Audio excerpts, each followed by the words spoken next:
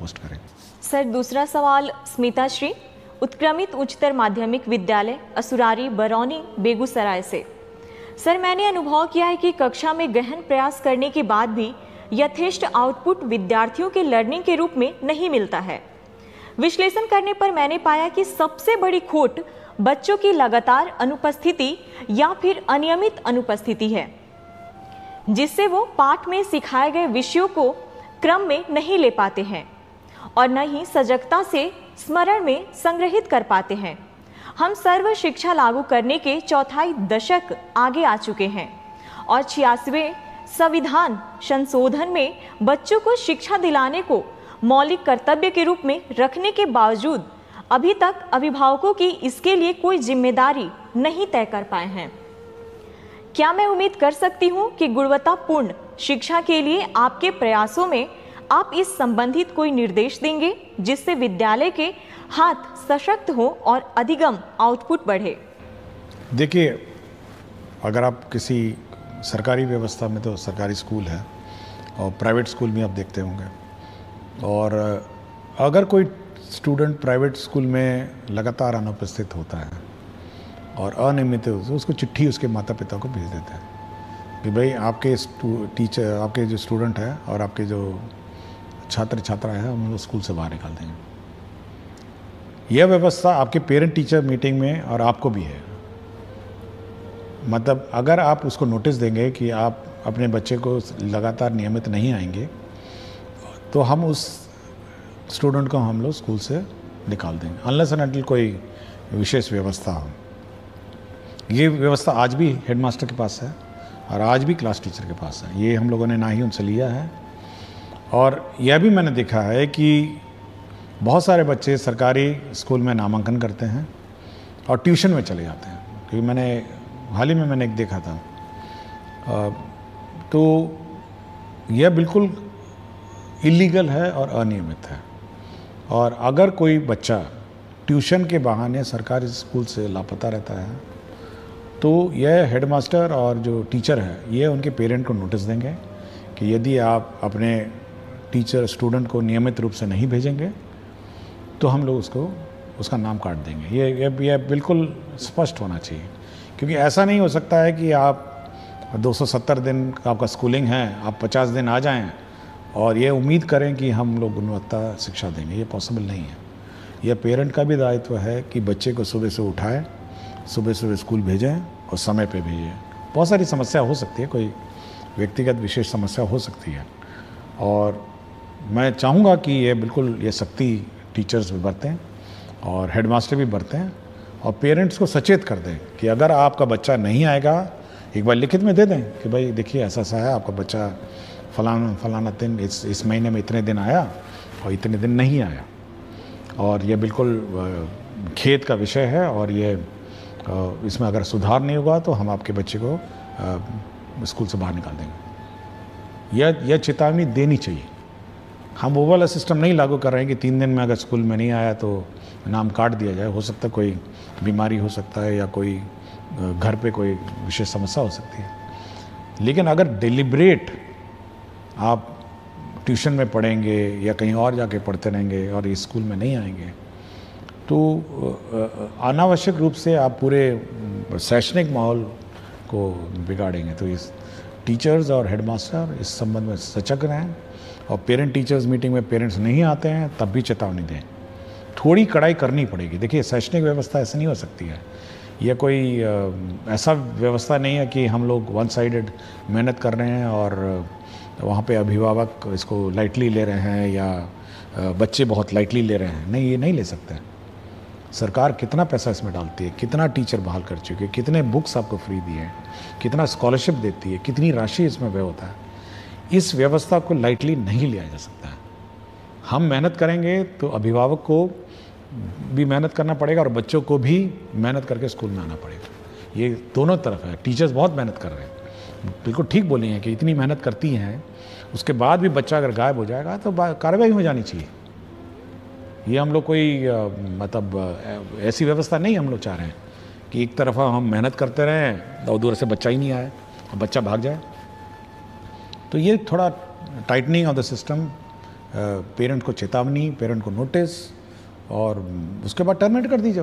तो बोलिए जाइए अपना जहाँ पढ़ाना पढ़ाइए, हम इस पर इसकी जवाबदेही नहीं लेंगे। आप 50 दिन नहीं आएंगे तो क्या जवाबदेही लेंगे आपकी पढ़ाई का? कॉलेज में ट्राई करिए, आपका अटेंडेंस नहीं होगा तो एग्ज़ाम लिखने नहीं देगा। प्राइवेट स्कूल में 3 दिन अगर नहीं आएंगे, 4 दिन नहीं आएंगे, सप्ताह भर नहीं, अगले दिन टीसी दे देगा आपको। तो थोड़ा कड़ाई टीचर्स को और हेडमास्टर को करनी पड़ेगी, जितने अभिभावक हैं। सर अगला सवाल पुष्पा प्रसाद राजकीय कन्या मध्य विश्वविद्यालय कुचायकोट गोपालगंज से है। कहती हैं, सर को मेरा प्रणाम। सर हमारे सरकारी विद्यालयों में प्रायः गरीब परिवार की बच्चियां पढ़ती हैं। मेरे द्वारा बच्चियों के स्वास्थ्य पर विद्यालय में कार्य किए जा रहे हैं। सर मैं यह प्रश्न पूछना चाहती हूँ कि सरकारी विद्यालयों में 6ठी से 8वीं या ऊपर कक्षा में बच्चियों के साथ माहवारी के समय स्कूल आना बहुत मुश्किल होता है। सरकार के द्वारा सैनिटरी पैड मशीन की व्यवस्था स्कूल को कैसे उपलब्ध होगी, जिससे कि बच्चियों की पढ़ाई उस दौरान बाधित नहीं हो सके? देखिए, राज्य सरकार द्वारा एक योजना चलाई जाती है, मुख्यमंत्री किशोरी स्वास्थ्य योजना, और राज्य सरकार सभी को डीबीटी के माध्यम से 300 रुपये देती है। हम लोग पहले लेट देते थे साल के अंत में, इस बार हम लोग शुरू में देना चाह रहे हैं, और ये अगला 1 महीना में ये भी ट्रांसफ़र हो जाएगा। देखिए, हम लोग का ये इच्छा है कि ये जो पैसा है ये बच्चियां अपने आप पूल कर सकती हैं, 300 रुपये हैं, फिर वो सैनिटरी नैपकिन खरीद सकती हैं और स्कूल में स्टॉक कर सकती हैं, और जब जब लड़कियों को आवश्यकता हो तो उसका प्रयोग कर सकती है। मैं अभी हाल ही में आरा में एक स्कूल में गया था, तो लड़कियों ने एक रूम का नाम पिंक रूम लिखा हुआ था, उन्होंने पिंक कलर का सब कुछ पेंट किया हुआ था, पिंक रूम। और जो भी लड़कियों की इस प्रकार की समस्या आती है तो वो उस पिंक रूम जाती हैं, वहाँ पे ये पैड अलमारियों में स्टॉक रहता है और वहाँ से अपना यूज़ करते हैं। तो ये लड़कियों को जॉइंटली इसको यूज़ करना और जॉइंटली इस व्यवस्था को प्रयोग करना ये सिखाना चाहिए। डीबीटी में हो सकता है कि उनको पता भी नहीं हो, क्योंकि पैसा तो जाता है अकाउंट में, अब इसको पता भी नहीं होगा कि 300 रुपये इस कार्य के लिए है। तो ये मैं इस माध्यम से ये कहना चाहूँगा कि जो लेडी टीचर्स हैं वो सभी लड़कियों को ये बात सिखाएं कि भाई 300 रुपये आए हैं, 10 लड़कियाँ हो गई तो 3000 रुपये हो जाएगा, और मतलब 100 लड़कियाँ हो जाएंगी तो आपका 30,000 रुपये हो जाएंगे। तो ये सब इकट्ठा करके एक साथ वो परचेज़ कर सकती हैं इन लॉट्स और फिर यूज़ कर सकती हैं। तो लड़कियां इस पीरियड में स्कूल नहीं मिस करें, सरकार की ये मंशा है कि वो इस योजना का लाभ उठाएं, अवेयर हों, सबसे पहले तो अवेयर हों, और दूसरा इसका लाभ उठाएं, और साथ ही साथ सुनिश्चित करें कि उनकी पढ़ाई डिस्टर्ब नहीं।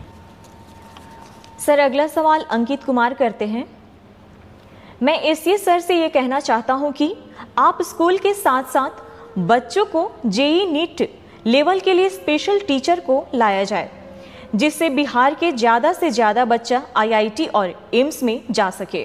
देखिए, हम लोग मैंने पिछले एक एपिसोड से पहले मैंने कहा था कि हम लोग ऑनलाइन कोर्सेज चलाने की कार्रवाई कर रहे हैं, और जल्दी ही ऑनलाइन इस कोर्सेज शुरू करेंगे, और जो भी बच्चे हैं, जो मेरिटोरियस बच्चे हैं, वो इस ऑनलाइन में एनरोल होंगे और प्रश्न भी पूछ सकते हैं और क्वेश्चन भी कर सकते हैं। तो ये हम लोग ऑन जॉब हैं, तो थोड़ा हमको समय लग रहा है क्योंकि ये नई व्यवस्था है, तो इसको हम लोग शुरू करेंगे। सबसे पहले तो हम लोग जो मेरिटोरियस स्टूडेंट हैं उसको आइडेंटिफाई करेंगे और एनरोल करेंगे। अगला सवाल श्रीकांत विद्यालय अध्यापक उच्च माध्यमिक विद्यालय टांडा पर शेखपुरा से। सर को सादर प्रणाम। निवेदन पूर्वक कहना है कि शिक्षण मजेदार जॉब तो है, परंतु विद्यालय पाठ्यक्रम करते करते शिक्षक मानसिक रूप से बर्नआउट हो जाते हैं। पूर्व में इस बर्नआउट के उपचार स्वरूप संकुल, बीआरसी एवं जिला स्तर पर कई तरह के प्रशिक्षण की व्यवस्था थी। वह चाहे 1, 2 अथवा 5 दिवसीय ही होती थी, पर उससे शिक्षक तरोताजा, नयापन एवं उत्साहित महसूस करते थे। मेरा सवाल है कि शिक्षकों को बर्नआउट होने से बचाने के लिए वर्तमान में सरकार की क्या योजना है? देखिए, अगर मतलब आप कार्य को किस प्रकार लेते हैं, उस पर आपकी मानसिक स्थिति पर प्रभाव पड़ता है। मैं भी 3 डिपार्टमेंट के प्रभार हूँ। शिक्षा विभाग का मेरा अतिरिक्त प्रभार है, मूल प्रभार मेरा मुख्यमंत्री का प्रधान सचिव का प्रभार है, और मंत्रिमंडल सचिवालय भी मेरे प्रभार में। आज ही मतलब कल ही मेरी आप देखे होंगे कि मंत्रिमंडल की बैठक हुई। उसके बाद देखिए अब यह है कि इस पूरे कार्य का बैलेंस करता हूँ मैं, और मेरा अपना मानना है, मतलब समय तो मुझे मिलता भी नहीं है, मतलब इधर से उस कार्यालय से उस कार्यालय, लेकिन अगर आप अपने कार्य को एंजॉय नहीं करेंगे, मतलब आपको मतलब उसको एंजॉयमेंट के रूप में ले लेंगे, तो आपको लगेगा कि ये बड़ा बोझ है, मतलब आपको लगेगा नहीं ये बहुत ही हैवी वर्क है, और आपको फिर बर्नआउट वाली स्थिति आ जाएगी। देखिए आप डील करते हैं बच्चों को, मतलब आप एक लॉट जो है ना, हम तो बहुत ही मैच्योर लोगों को डील करते हैं, हम टीचर्स को है, मेरे क्लर्क्स हैं, ऑफिसर्स हैं, तो इनसे मेरा संपर्क रहता है। लेकिन आप सोचते हैं वो